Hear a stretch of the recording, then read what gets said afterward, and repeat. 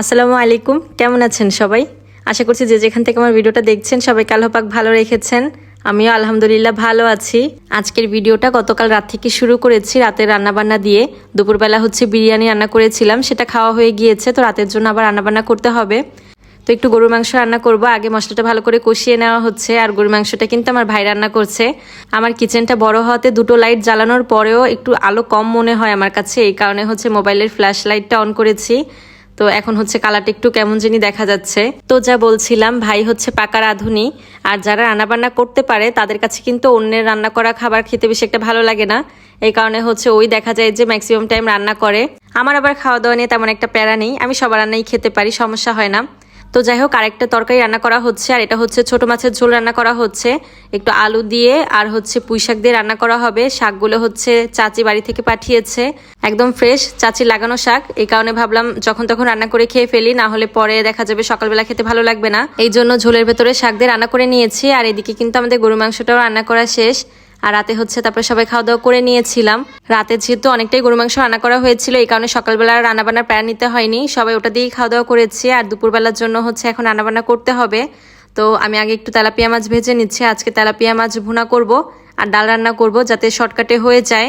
তো মাছগুলো ভেজে নেওয়া শেষ, আর এখন ডাল রান্নার জন্য একটু হাতে মাখিয়ে বসিয়ে দিব। আজকে হাতে মাখিয়ে ডাল বসাবো। আর আজকে কিন্তু ডাল রান্না করার জন্য আমি কলের পানি দেইনি, খাবার পানিটাই দিয়েছি, মানে যে পানিটা আমরা কিনে খাই আর কি, সেই পানিটাই দেওয়া হয়েছে, যাতে তরকারি কালারটা চেঞ্জ না হয়ে যায়। তো আমি এখন মাছ ভুনা করার জন্য কিছুটা পেঁয়াজ আর মরিচ ভেজে নিয়েছি। একটু লাল লাল করে ভেজে নেওয়ার পরে কিন্তু সব মশলাগুলো দিয়ে দিয়েছি, হলুদের গুঁড়া, মরিচের গুঁড়া, আর একটু রসুন আর একটু জিরা বাটা দিয়েছি। এবার সব মশলাগুলো একটু পানি দিয়ে ভালো করে কিছুক্ষণ কষিয়ে নিব। আর তেলের উপরে চলে আসলে তখনই মাছগুলো দিয়ে দিব। তো আমি একটু ঢাকনা দিয়ে ঢেকে রেখেছিলাম। এখন মাছগুলো একটু উল্টে পাল্টে মশলার সাথে ভালো করে কষিয়ে নিব, তারপর আবার পানি দিয়ে ঢেকে রেখে দিব সিদ্ধ হওয়ার জন্য আর কি।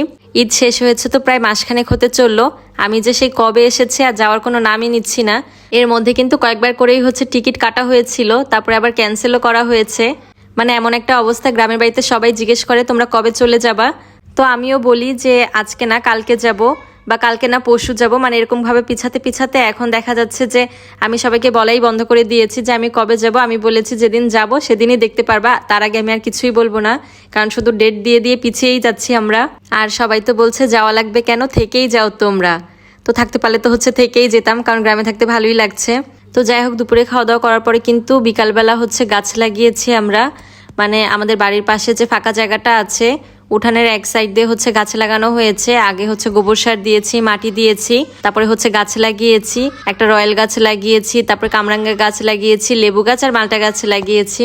আরো জায়গা আছে, সেখানেও গাছ লাগানো হবে, গর্ত করে রেখে দিয়েছি, তবে গাছগুলো কেনা হয়নি, গাছ কিনে নিয়ে এসে তারপরে লাগিয়ে দিব। তো আজকের ভিডিওটা এখানেই শেষ করে দিচ্ছি। আপনাদের কাছে ভালো লাগলে একটা শেয়ার করে দিবেন। সবাই ভালো থাকবেন, আল্লাহ হাফেজ।